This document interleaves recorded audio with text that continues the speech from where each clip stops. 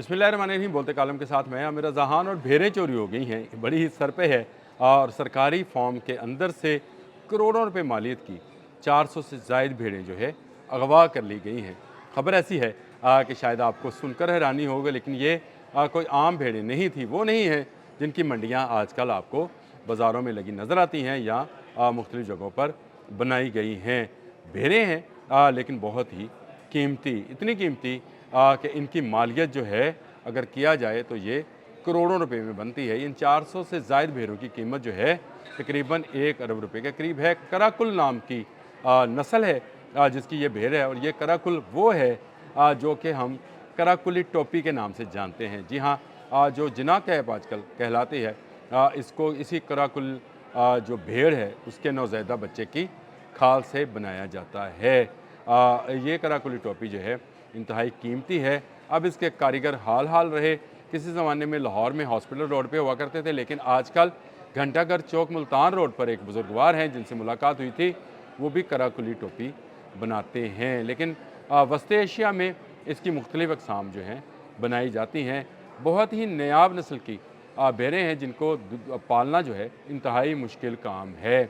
नाज़ुक अंदाम हैं लेकिन सख्त खाल रखती हैं। इनके बाल इतने रेशमी हैं, अगर आपको कभी कराकुली टोपी देखने का, इस्तेमाल करने का इत्तेफाक हुआ हो तो आप उस पर हाथ लगाएं तो आपको महसूस होता है कि शायद ये रेशम से भी ज़्यादा नरम बाल हैं। इन बालों से बनाई जाने वाली जो कैप है, इसी को हम जिना कैप के तौर पर जानते हैं।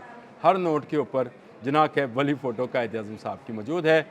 लेकिन ये बलूचिस्तान के ज़िला बारखान से सरकारी फार्म के अंदर से 6 अगवाकारों ने 400 से ज़ायद भेड़ें जो हैं उनको ना सिर्फ अगवा किया, बल्कि जो 2 अहलकार वहाँ पर ड्यूटी पर मौजूद थे उनको भी साथ अगवा कर लिया। लेकिन कुछ दूर ले जाकर उनको छोड़ दिया गया। उनकी आंखों पर पट्टी बंधी थी। वो किस तरफ को गए, किस तरफ को नहीं, ये कुछ मालूम नहीं है। लेकिन 400 से ज़ायद भेड़ें जो हैं वो अपने साथ ले गए। वहाँ पे जो रिपोर्ट दर्ज कराई गई है उसमें इसको दहशतगर्दी करार दिया गया है और कहा गया है कि दहशतगर्द कालादम तंजीम के 6 अरकान ने ये भेड़ें जो हैं अगवा की है और उनको हाँकते हुए ले गए हैं। लाजम बात है कि ये गोश्त के लिए तो नहीं गई, बड़ी ईद के लिए नहीं गई, क्योंकि इनकी कीमत इतनी ज़्यादा होती है कि लोग इसकी शायद कुर्बानी ना कर पाते। यानी एक भेड़ की कीमत जो है वही लाखों रुपए में होती है, जो कि उस बच्चे को जन्म देती है, जिससे पूरे वस्ती एशिया में कराकुली टोपी बनती है। मुख्तलिफ़ अनवा इक़साम की मैंने आपको पहले बताया, गोल, राउंड और लंबूतरी शेप की बहुत सारी जो है इसकी शक्लें हैं, लेकिन इस्तेमाल की जाती हैं इंतहाई सर्द इलाकों में। इनका इस्तेमाल ज़्यादा है। इन भेड़ों को जो कि 400 से ज़ायद की तादाद में मौजूद थी, ले जाया गया। इनमें वो भी थी जिन्होंने अब बच्चों को जन्म देना था, यानी उससे भी फ़ायदा उठाया जाएगा। कितनी दूर ले जाया जा सकता है, तो क्या पाकिस्तान के पास कोई ऐसा सिस्टम भी मौजूद है कि जो सैटेलाइट से इन भेड़ों को लोकेट कर ले? बिल्कुल है। पाकिस्तान इनको जल्द जो है बाजियाब करा लेगा।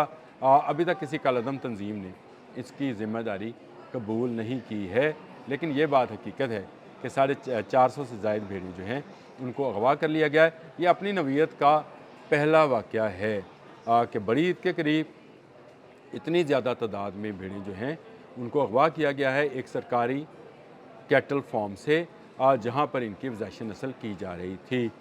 ये अब आम अफराद जो हैं इन भेड़ों को नहीं पालते हैं, क्योंकि इनकी कीमत एक तो बहुत ज़्यादा है और गोश्त इसमें से वैसे ही है जैसे बकरों का और बाकियों का निकलता है। ये आप जो मर्ज़ी कहें कि गोश्त इसका बड़ा लजीज़ होता है, लेकिन कितना लजीज़ होगा जब लाखों रुपए का एक जानवर होगा तो उसके लिए लोग फिर कुर्बानी तो नहीं करेंगे। हाँ, उसके लिए जो उससे ऊन हासिल होती है वो इंतहाई कीमती है। इस ऊन के लिए ही इनको अगवा किया गया है। बहुत जल्द पाकिस्तान की इंटेलिजेंस जो है इन 400 से ज़ायद भेड़ों का पता चला लेगी। लेकिन ये ख़बर इंटरनेशनल मीडिया पर बड़े जो है बयान की गई कि बड़ी ईद है और बड़ी ईद पर ये बड़ी ख़बर नज़र आती है कि 400 से ज़ायद भेड़ें जो हैं उनको 6 मुसल्लह अफराद ने अगवा कर लिया है।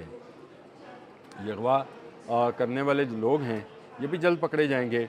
इन भेड़ों को बाजियाब भी करा लिया जाएगा और आइंदा से इनकी नस्ल को बचाने के लिए, यानी कराकुल नस्ल को बचाने के लिए, ये जो अफ़ज़ाइश नस्ल का फार्म है इसको शायद मज़ीद महफूज भी बना लिया जाए।